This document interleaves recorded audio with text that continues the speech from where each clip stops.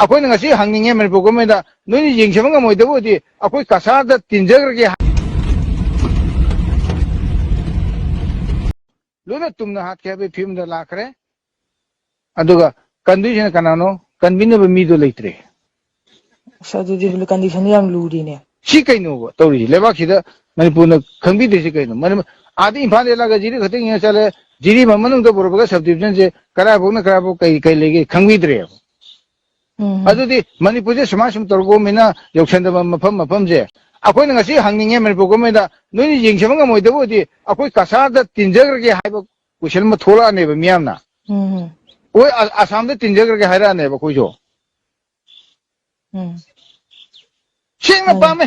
कस अखोई आसाम दे तिंजगी के हाइबो पोसे लाने बे ममदी कोई लेंगा मरोएबा